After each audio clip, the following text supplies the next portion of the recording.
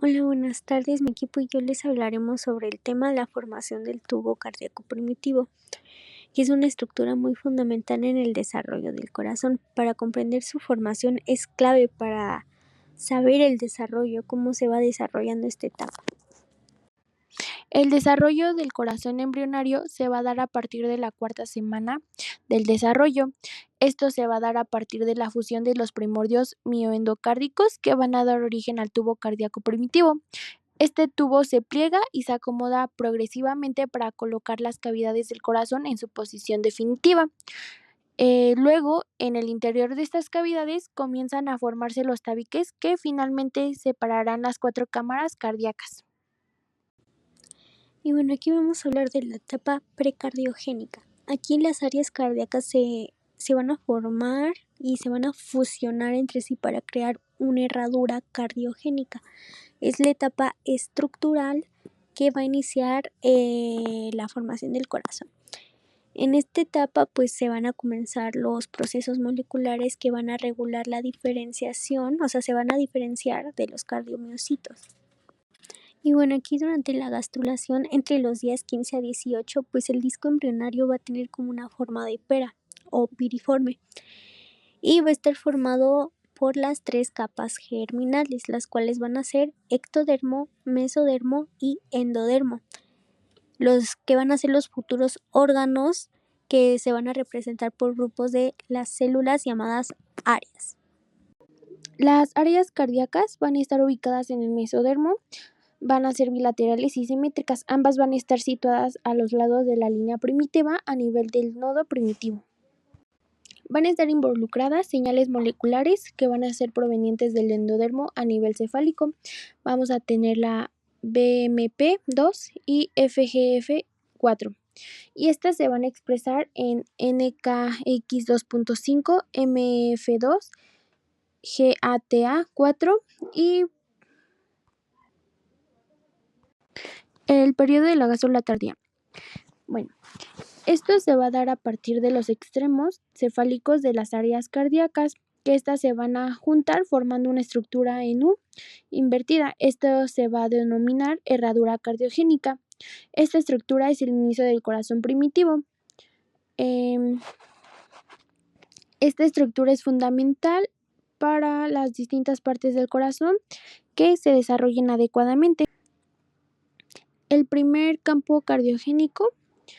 Este campo es fuente inicial para las células que formarán el miocardio y el endocardio, pero también el tubo primitivo.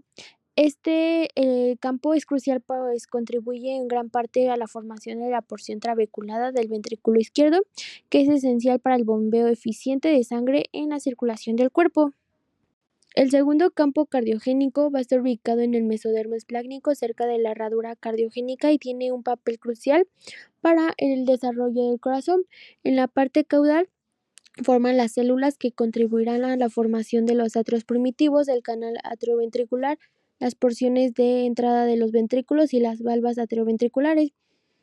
Va a participar en el desarrollo de la porción de salida del ventrículo izquierdo.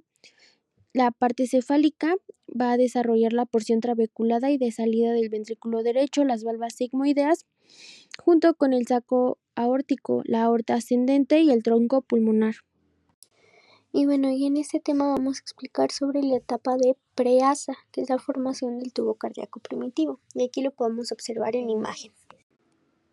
La formación del tubo cardíaco primitivo se va a dar durante la gastrulación, cuando las células precardíacas o cardiogénicas se encuentran en el mesenquima del mesodermo y forman lo que se llama la herradura cardiogénica.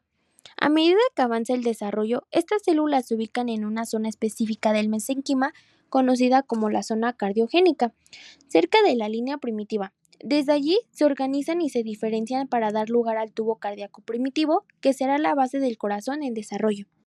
Y bueno, aquí tenemos una imagen donde se describe un embrión de 18 días, donde se comienza a formar los primeros grupos sanguíneos en una capa específica del mesodermo lateral, llamada esplagnopleura, mientras se está formando el tubo cardíaco primitivo. Y bueno, aquí en esta segunda imagen nos va a mostrar un embrión de 20 días, donde van a observar un tubo endocárdico a cada lado, rodeando por células mesodérmicas que van a formar los primeros tejidos del corazón. Y bueno, aquí en esta imagen tenemos un embrión de 22 días, donde se van a fusionar los primordios mioendocárdicos que van a estar rodeados por el celoma intraembrionario, que van a formar la cavidad que va a contener un solo tubo mioendocárdico, llamado cavidad pericárdica. Etapa de ASA. Durante este periodo del desarrollo embrionario, el tubo cardíaco, inicialmente recto y orientado rostrocaudalmente, experimenta un proceso de torsión y rotación a partir del día 22, formando el asa bulboventricular.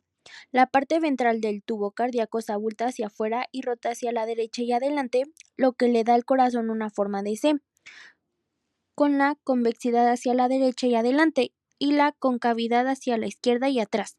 Esta torsión genera un arco ventral y deja un espacio entre el tubo cardíaco y la pared ventral del intestino anterior, conectados por el mesocardio dorsal. La torsión aumenta y comienza a romperse el mesocardio, liberando al tubo cardíaco, que sigue girando sobre su propio eje.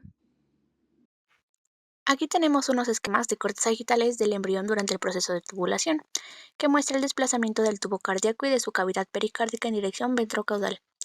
En el A es un embrión de 18 más 1 días.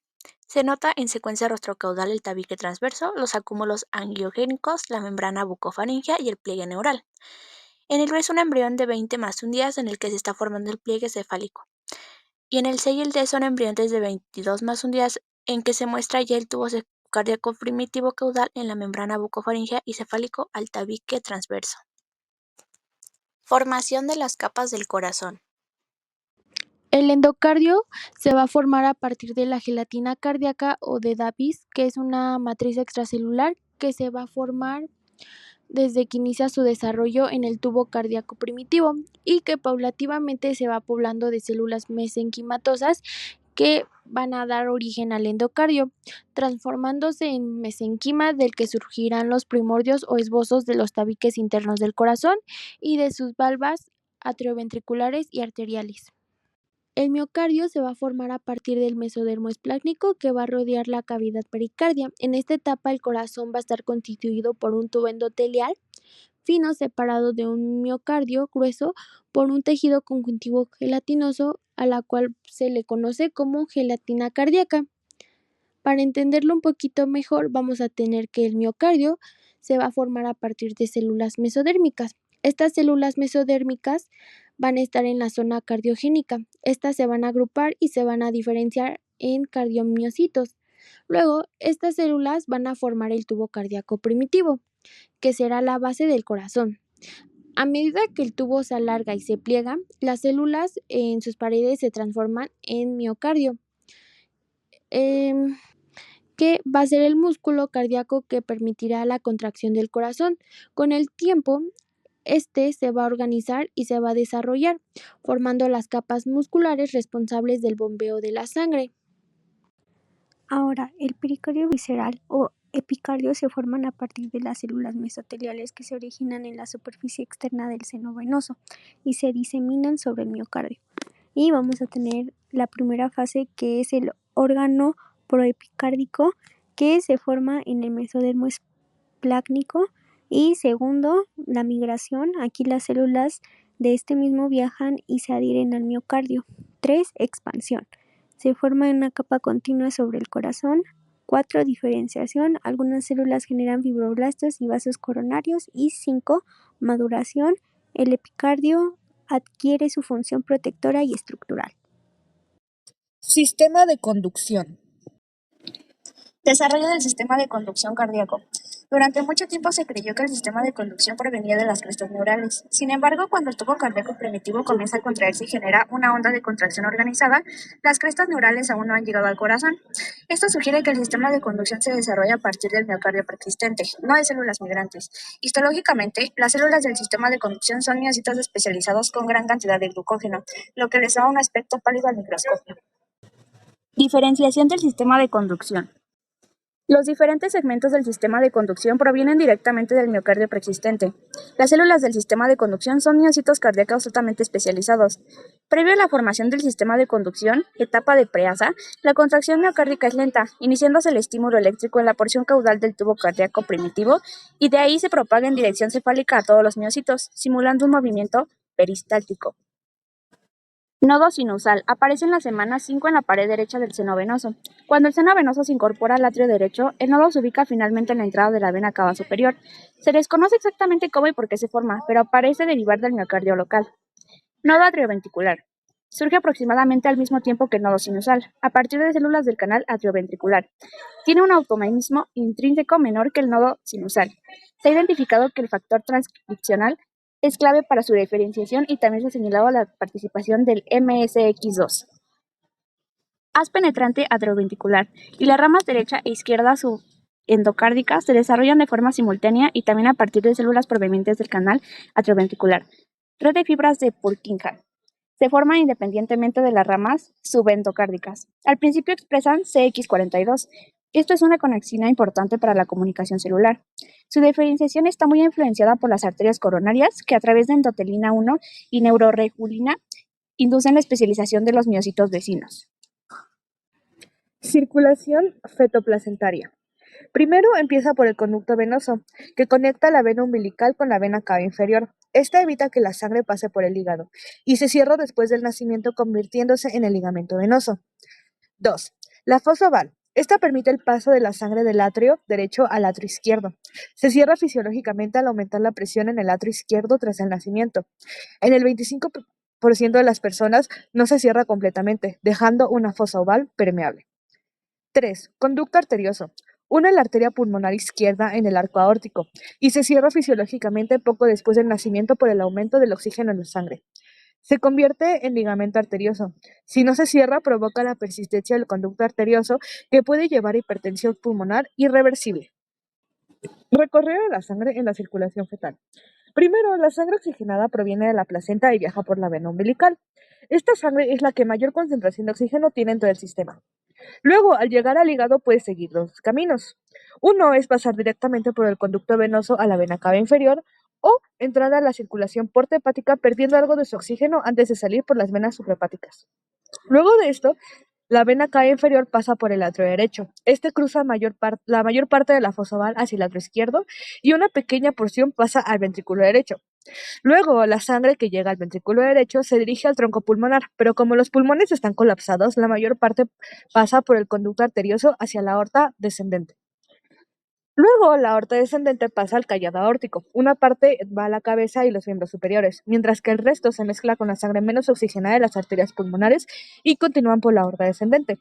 Ya por último, la sangre menos oxigenada retorna a la placenta por las arterias umbilicales.